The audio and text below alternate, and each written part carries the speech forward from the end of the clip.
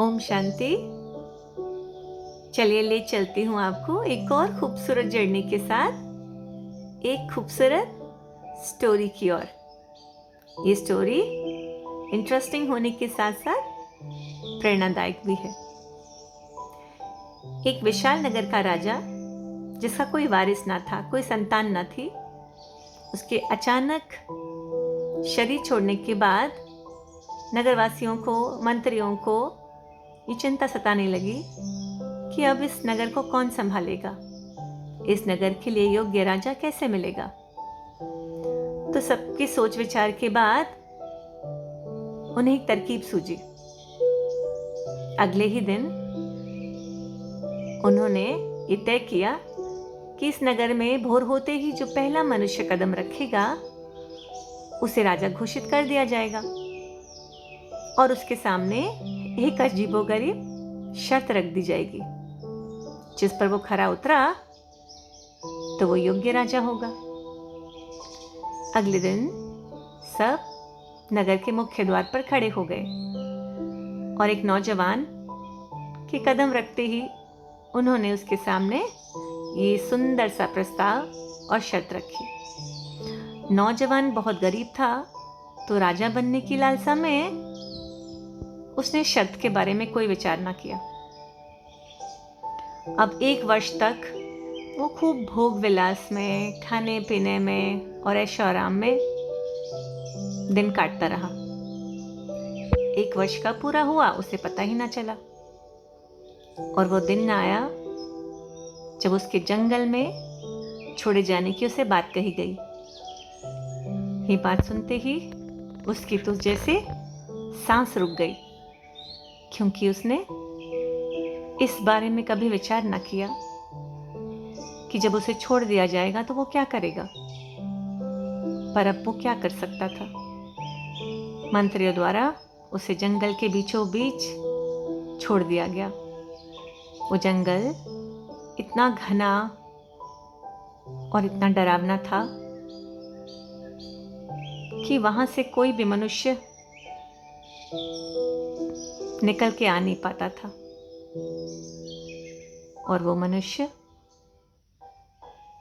वो मानव, वो नौजवान वहीं भटक भटक कर मर गया। ऐसे ही कई नौजवानों के साथ हुआ जो 1 वर्ष तक भोग विलास में लिप्त रहे और फिर अचानक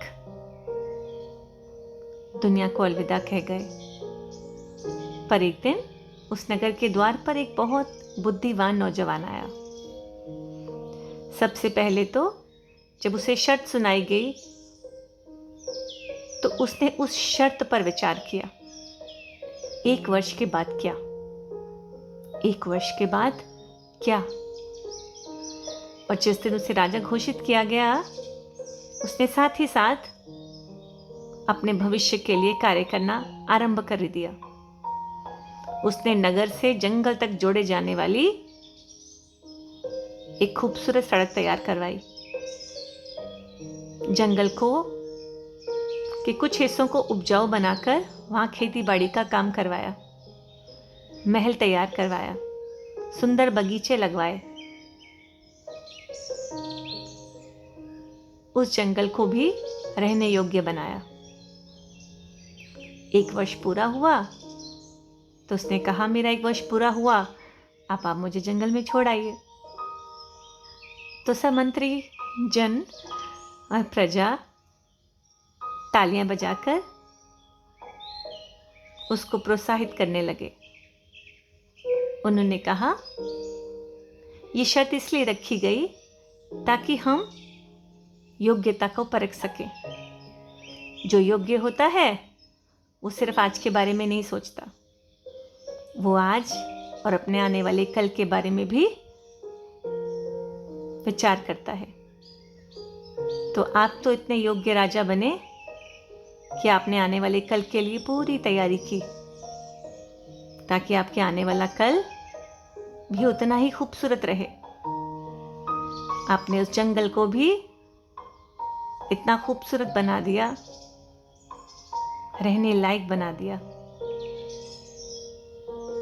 इस कहानी से हम ये सीख सकते हैं कि हम आज में जीने के कारण अपनी मुख्य आइडेंटिटी कि मैं कौन हूँ, मेरे अंदर जो आत्मा है, जो मेरे दिमाग के पास एक छोटा सा स्टार है, उस आत्मा को आगे की जर्नी के लिए जाना है, तो उसकी कमाई क्या है, उसने ऐसा क्या किया है जिससे आगे भी सुख वैभव मिले। और अगर हम ऐसा नहीं करते हैं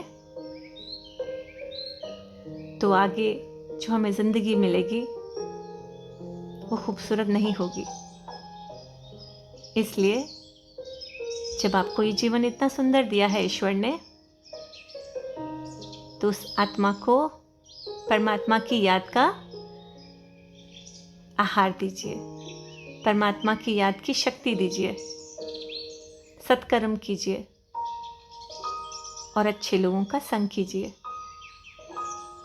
क्योंकि हमारे अच्छे कर्म और आत्मा की शक्ति ही हमारा अगला जन्म सुनिश्चित करेगी। मुझे आशा है आपको ये स्टोरी ज़रूर पसंद आई होगी और आप इसे जीवन में विचार करेंगे।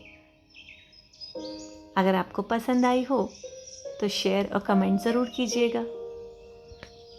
ओम शांति।